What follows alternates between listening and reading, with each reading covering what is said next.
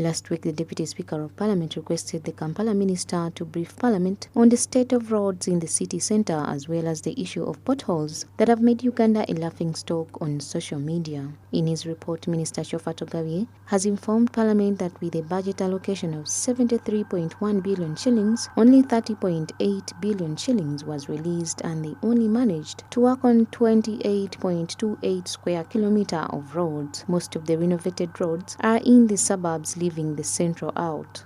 24.9 billion and only 14.8 billion has been received, making a total of 30.7 billion against the planned 73.1 billion. And the Honorable Speaker, out of that money, the authority was able to construct and upgrade a total of 28.27 kilometers. According to the minister, Kampala Central alone has 1,629 square metre potholes, and most of which do not require patching but repairing the whole road. Therefore, the 6 billion from the President's directive is not enough to renovate the roads. We are in the process of received 6 billion towards pothole repair, but at the look at things, it may not be enough, but also work has started, and as I'm speaking now, Yusuf Lule Road has been punched. So we are moving gradually using the funds. The legislators have clarified that the issue of city roads should not be left to only KCCA, because the current state of the city is beyond KCCA, and therefore Ministry of Works, Finance and the Office of the President need to get on board and help KCCA repair the roads. The roads are in a dire state, bad state. We went all over Kampala, all the regions we visited. I can tell you, we need to go back on the drawing board currently. It doesn't require Kampala City Council alone. No. Minister of Works, Minister of Finance, and the Sector Committee of Presidency to sit down and we go back to see how we can improve our city. It is embarrassing to find that there is a big pothole, a wreck on 7th Street. There are no roads in Kampala, I can tell you. Is that if you want to tour and find potholes in the world, go to Kampala. You've seen it all over social media now in the world. It's very embarrassing. So I'm glad that this August House has sat here in the presence of Honorable Musasizi,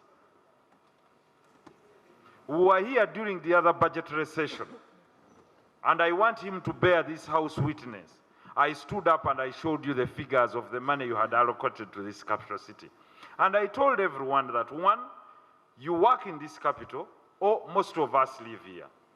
The seat of the legislature is here, and that means all of us must come here to occupy our offices, even if we reside outside.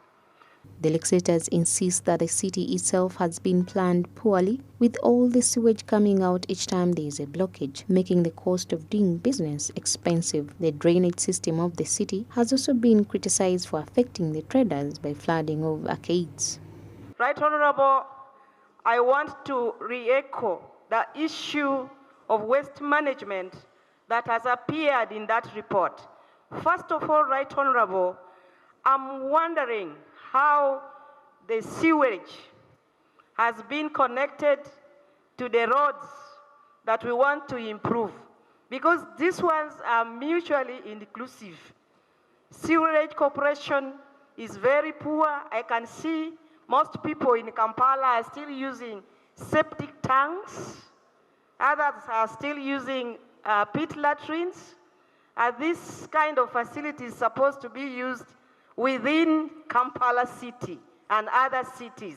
Sincerely, this shows a very poor planning. Yesterday, the Committee of Budget suggested that in order to deal with the issue of repairing city roads, some money for repairing district roads should be switched and given to KCCA to finish the task. Samlanifa, Smart 24 TV, Business Today.